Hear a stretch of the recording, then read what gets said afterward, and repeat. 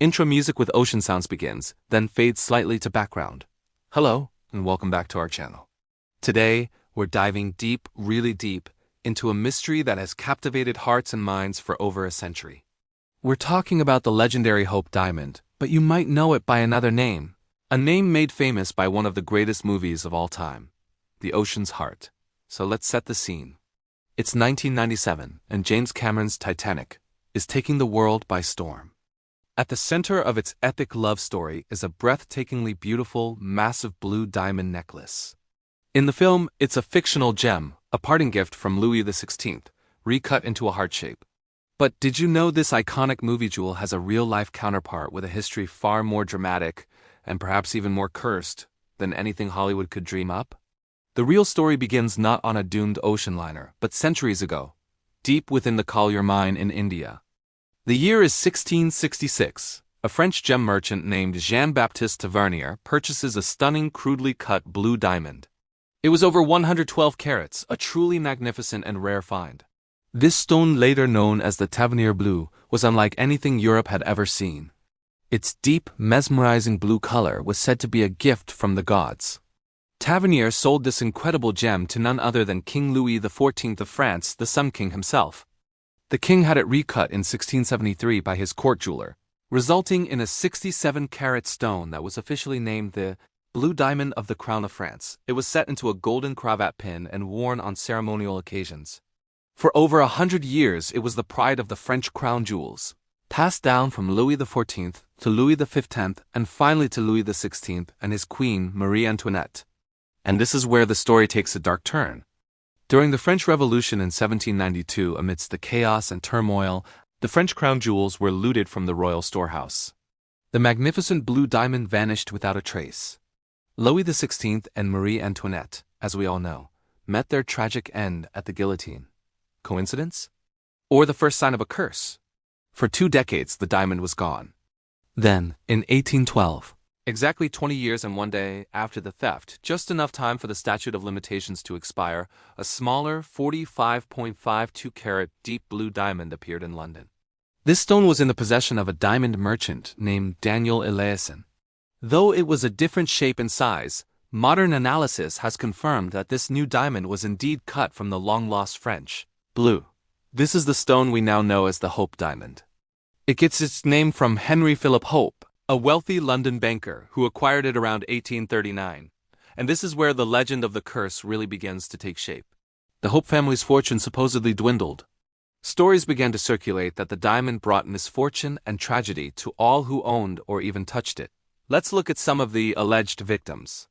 One owner, Jacques Collet, was said to have died by suicide. A Russian prince, Ivan Kanatovitsky, supposedly loaned it to a French actress, who he later murdered, before he himself was killed by revolutionaries. Even the Greek broker who sold it to another buyer allegedly died with his entire family in a terrible accident. The most famous owner to be associated with the curse was an American socialite, Evelyn Walsh McLean. She purchased the diamond in 1912 from Pierre Cartier. Cartier, a brilliant salesman, actually embellished the curse stories to entice her. And Evelyn, a woman who believed bad luck objects brought her good luck, was completely captivated. She wore it constantly, even letting her Great Dane wear it at parties.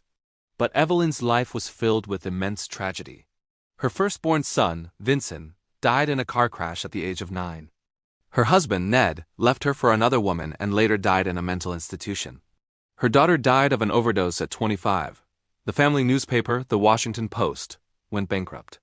By the time Evelyn died in 1947, she was deeply in debt. Was it all just a series of terrible life events, or was the curse of the Hope Diamond at play? After Evelyn's death, the diamond was purchased by the famous New York jeweler Harry Winston. Winston, perhaps wisely, didn't hold on to it for long. He toured it around the country as part of a jewelry exhibition called The Court of Jewels, but he felt a stone of such historical significance belonged to the world. So, in a move that surprised everyone, on November 10, 1958, Harry Winston did something extraordinary. He placed the Hope Diamond, this legendary, supposedly cursed gem worth millions, into a simple brown paper package. He paid just $2.44 in postage and $151 for insurance, and mailed it to the Smithsonian Institution in Washington, DC, and that's where the ocean's heart, or rather, the Hope Diamond, rests today. It's the most visited museum object in the entire world, drawing millions of visitors each year who come to gaze at its stunning, deep blue fire. Has the curse been broken now that it's owned by the public? The mailman who delivered it apparently suffered a crushed leg in a truck accident, had his wife die of a heart attack, and lost his house in a fire, so maybe not. But skeptics argue that the curse is nothing more than a fantastic story, spun by jewelers to add to the gem's mystique and value. Many of the tales of tragedy have been debunked or proven to be wild exaggerations. For instance, there's no historical record of many of the supposed early victims of the curse. And the misfortunes that befell the McLean family, while heartbreaking, were not entirely uncommon among the ultra-rich of that era. So, what do we make of it all? Is the Hope Diamond a cursed object that leaves a trail of ruin in its wake? Or is it simply a breathtakingly beautiful piece of geological history, whose dramatic journey has been romanticized and sensationalized over the years? A real-life ocean's heart, whose story is intertwined with royalty, revolution, and tragedy, but whose curse might just be the most brilliant marketing ploy of all time. The line between history and legend is often blurred, and the story of the Hope Diamond is a perfect example. It's a tale that has it all: incredible beauty, immense wealth, royal intrigue, and a touch of the supernatural. It's a physical link to centuries of human history, from the mines of India to the courts of France, from the parlors of high society to its final public resting place. Whether you believe in the curse or not, you have to admit, the story is as captivating as the diamond itself. It reminds us that some objects carry more than just monetary value. They carry the weight of the stories we tell about them. The ocean's heart may have been fictional, but the Hope Diamond is very, very real, and its legend continues to sparkle as brightly as the stone itself. What do you think? Is the curse real, or just a great story? Let me know your thoughts down in the comments. We love reading your theories and ideas. Thanks so much for joining us on this deep dive into one of history's most fascinating jewels. If you enjoyed this video, please give it a thumbs up and consider subscribing to our channel for more stories like this. Don't forget to hit that notification bell so you never miss an update. Until next time, stay curious,